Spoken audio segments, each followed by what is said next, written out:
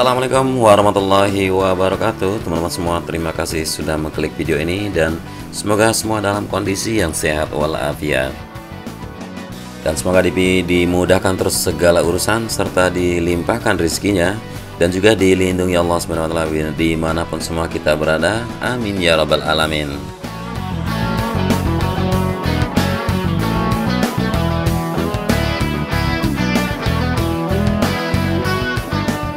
Kita langsung saja memantau dari tikungan yang ke-11 menuju tikungan yang ke-12 bagaimana progres pencapaian yang dilakukan pada hari ini di tanggal 27 Juli pada hari Selasa di 2021 ini.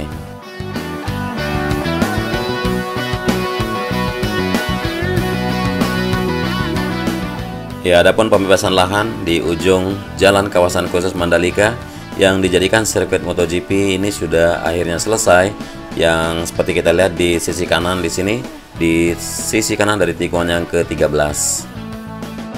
Dan pemilik lahan, Mas Rob, telah menyepakati uang ganti untung yang diberikan ITDC, yaitu pengelola kawasan ekonomi khusus Mandalika, dan lokasi lahan ini sudah merupakan lokasi pembangunan jalan akses untuk sirkuit, terutama service road sebelah kanan.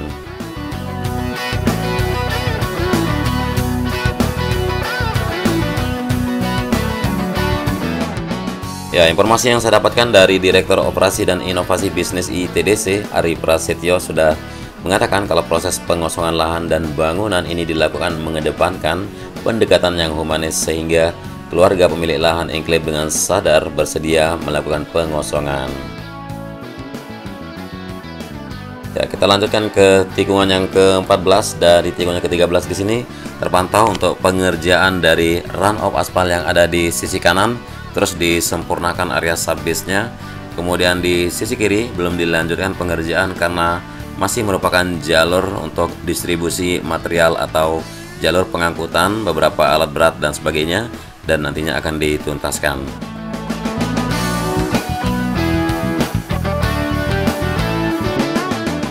Ya, terlihat di sini sejumlah para pekerja yang masih menganalisa untuk trek setelah dilakukan pengaspalan layer yang kedua.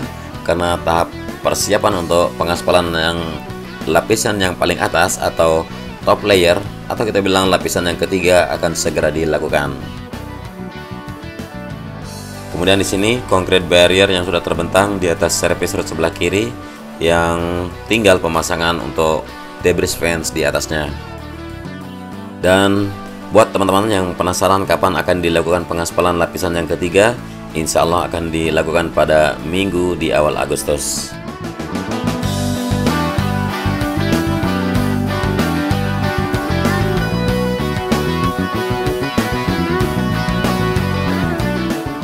Jadi urutan ruang lingkup pekerjaan yaitu penuntasan pengaspalan pada run off aspal dahulu, barulah dilakukan pengaspalan lapisan yang ketiga, dan itu pun dipastikan kalau service road sebelah kiri maupun kanan sudah teraspal semua.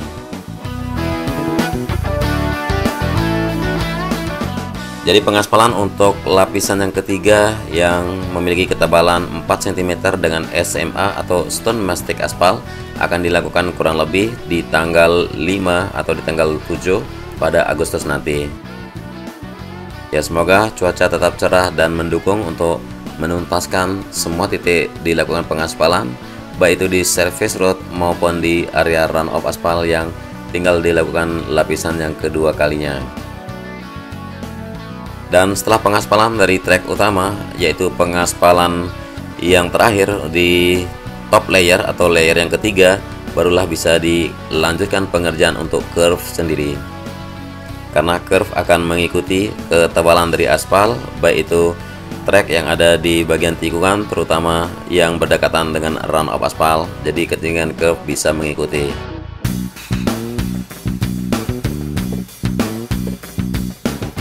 Ya, kita pantau barusan untuk race control dan pondasi podium yang terus dikerjakan, kemudian pembetonan untuk segmen yang ketiga di belakang pedok, lalu penanaman rumput akan dikerjakan di sepanjang trek lurus yang tersisa di sisi kiri maupun di sisi kanan dari track lane, barulah pengaspalan untuk verge yang ada.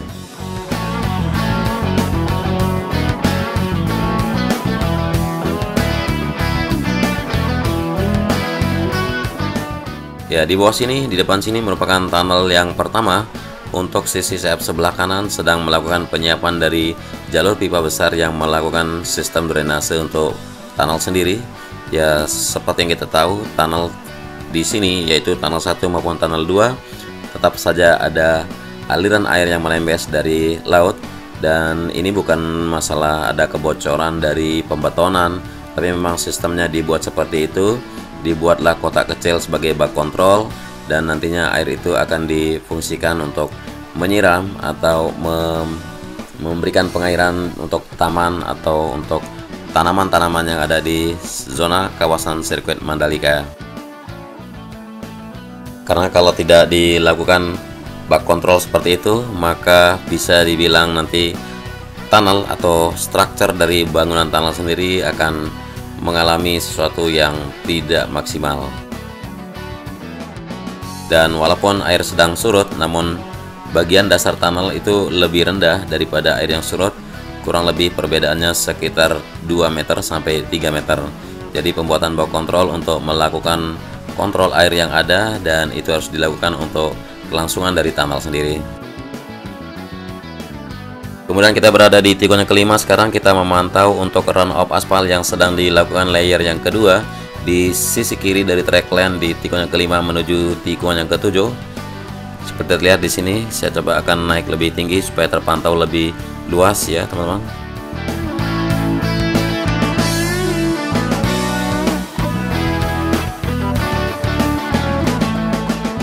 Oke, kita akan turun kembali lebih rendah menuju ke bagian dari track lane. Ya, terpantau di sini dua finisher yang sedang menuntaskan pengaspalan menuju ke tikungan yang ketujuh yang terlihat di depan sini, dan pemadatan untuk pengaspalan dari sejumlah roller yang maju mundur barusan kita lihat bersama. Kemudian kita sekarang berada di bagian tunnel yang kedua. Nah, untuk tunnel yang kedua juga seperti itu, memiliki ruang 4 meter ketinggian dengan lebar 7 meter di dalam ruangan, dan masih sama dengan sistem drainase. Jadi buat teman-teman yang baru gabung, biar tahu kalau sistem drainase dari tunnel sendiri seperti tadi, ada bak kontrol dan ada pemompaan atau genset.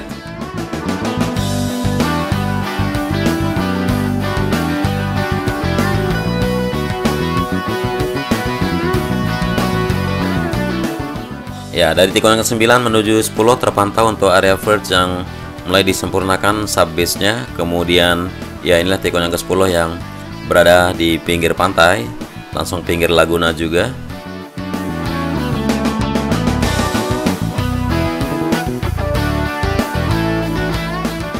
Ya, biasanya kita terbang tinggi di sini. Sekarang saya akan coba turun lebih rendah, dan kita bisa perhatikan lebarnya area run off gravel yang ada di sisi kiri dari tikungan ke-10 di sini sangat-sangat lebar dan benar-benar disiapkan untuk masalah safety ataupun keselamatan bagi para pembalap.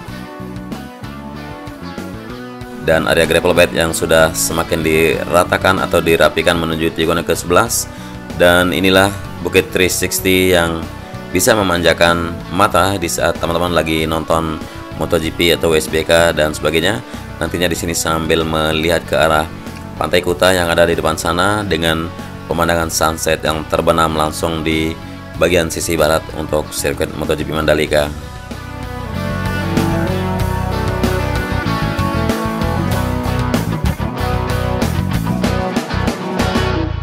Ya, tidak terasa satu lap putaran sudah kita lakukan di 4,31 km dengan 17 jumlah tikungan yang ada di sini.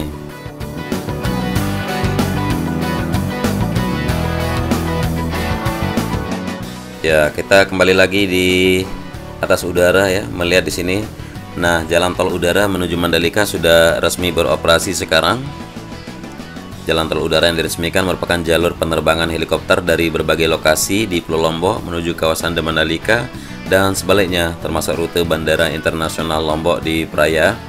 Kemudian kegiatan untuk penerbangan helikopter Dona nanti juga sudah disetujui untuk meliput atau mengambil gambar atau merekam yang komprehensif dengan hasil sangat-sangat indah untuk pemandangan dari sirkuit MotoGP Mandalika bersama dengan adegan-adegan saling salip dan menyalip antara para pembalap yang menambah keseruan dari apa yang kita tonton nanti akan disajikan langsung dari Mandalika ini.